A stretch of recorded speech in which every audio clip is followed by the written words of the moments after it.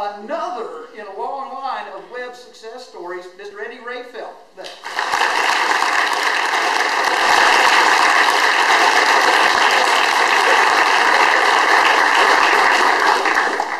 I was just saying that I can't believe how nervous I am.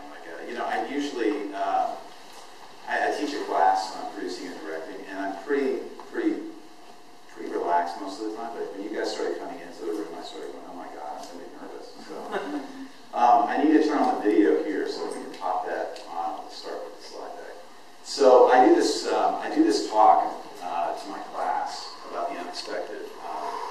I think my time at Webb was very much LR's sort of setup is a pretty good example. I am definitely one of those intelligent criminals. There was my class in the 4 years I was here. We were definitely sort of a motley crew. I decided to find this picture. This is just one of, if you've seen the little panoramic shots. I don't know if you can find me. I'm right up here. This is me with the really bad haircut. But what was interesting is that I came here. I partly was that I kept bouncing around from school to school. My stepfather, who's here, basically said to me when I climbed out the window, I think the last time out of the house, and he's like, "Okay, that's it. You need a structured environment." He had gone to Swanee, so he said, "Look, we're gonna send you to boarding school." Well, actually, at first it was military school. I think he just did that. He knew he was going to send me here, but he decided to put the military school in there just to make me even scared before I got here. So this was a relief when I got to Webb. But what ended up happening was, I had come through sort of a tough childhood. I had lived abroad. I lived in Taiwan, where my father lived. But when my parents got divorced, I came to Nashville, where my mom was originally from. And I got lucky enough to have this wonderful man in the back of the room sort of bring me out and make the right decisions for me. He had to convince my mom to get me to boarding school. But I finally got here, and I think I was an angry kid. I got to tell you truthfully, when I got to Webb, I was a little confused. I was definitely a little confused. But when I graduated, for some reason, the thing that's sort of interesting here, let's see if I'm trying to drive mine. There you go. I don't know. I think there's probably, thank God, a rule about facial hair. But when I graduated, I looked like this. I still had a bad haircut. There was definitely milk mustache, which is really unfortunate.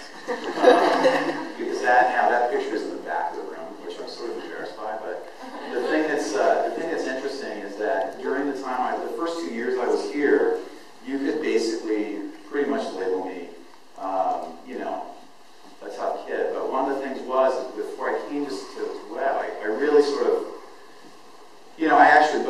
my stepfather made me read this little passage I came across, which is the idea that, the Webb is going to turn out tireless workers, that you really are going to be a scholar by the time there was Latin, there was all these things that were things that I wasn't accustomed to. And the thing that I thought was really interesting too is that the concept of sort of morals or having a way to live your life was something completely foreign to me, even though my stepfather and my mom tried to get me to sort of go that direction.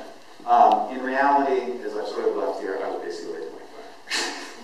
I mean, all intents and purposes, my first 2 years here, I'm so surprised that LR was there for those first 2 years. I did fail. This is the definition of delinquent: fail to do what the law or duty requires. Pretty much, I broke every rule here. I got caught in the girls' dorm 3 times. That would never happen now. I know. I have to say truthfully, in terms of the honor code, I definitely cheated. I cheated on an algebra thing with 4 other guys. We passed around the answers. Got busted for that, and I lied about it. Really lied about it. And the single and I got suspended for 2 weeks. And the thing that was really interesting was that the suspension was probably the best single thing that ever happened to me in my life. And here's why. Again, my talk is really about the unexpected. The unexpected moment for me was when I realized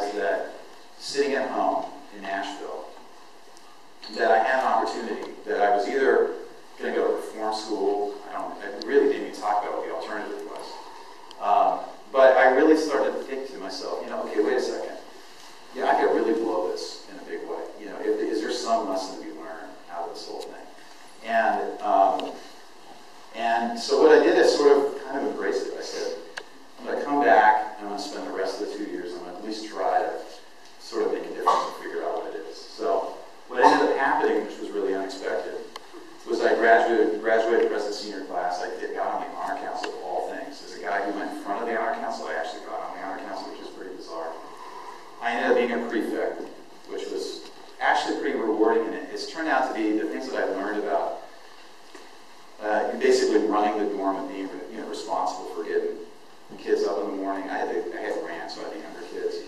It was awesome because I really learned that that you had to be responsible. You had to show up. You had to do what was requested of you. Did I like it every day? Absolutely not. Was I still rebellious? Yes. Especially on the long trips with LR, where he would just have to yell all the time. It's funny, when I heard him yell, turn those devices off. Yeah, that was pretty much, it's no different in a van. And the thing that was sort of a fun things they were doing out the back of the van. Yes. And one of the things that's also interesting about that time was that we also raised some money for the school, and we did some pretty amazing things. Now, the other classic part of this is that what I didn't realize, and the reason why I was struggling so much, was actually I was dyslexic. So I don't know if there are any dyslexic students in the room, but one of the things that was really surprising is that nobody really knew what a learning disability was then. And part of the frustration I had going to school here was I was really trying to grapple with it. There's a wonderful woman named Marilyn Morgan who was here, who was the first one to sort of embrace it. And so when I found out that I sort of wasn't absolutely crazy, and that my lack of focus, you could say, was actually something that was a gift, that helped me, really was a turning point. So it's the change that I was allowed to come back to school, and in the learning I really got out of it. Was I a model student? Absolutely not. I mean, my facial hair proves it, right? Still a little bit of a rebel.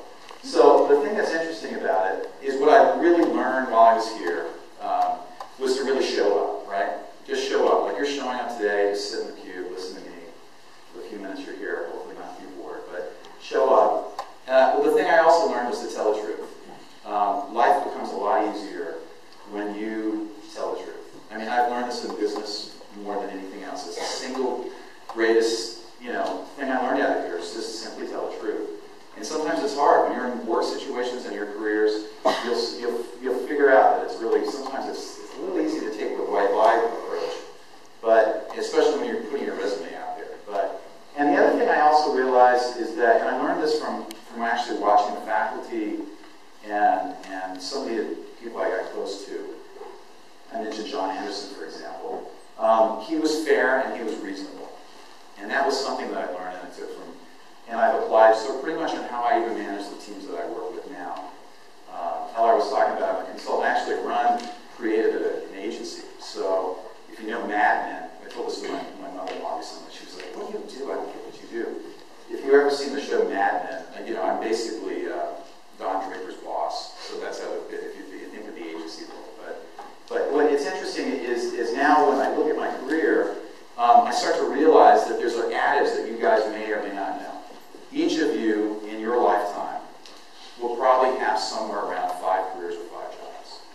So what's interesting about that is that if you really look at it, one of the things that's really surprising is that 3 of those jobs have not been invented. 3 of those jobs have not been invented. And you think when you walk out of here that your career is going to sort of set you a certain direction. Well, I'm about to tell you,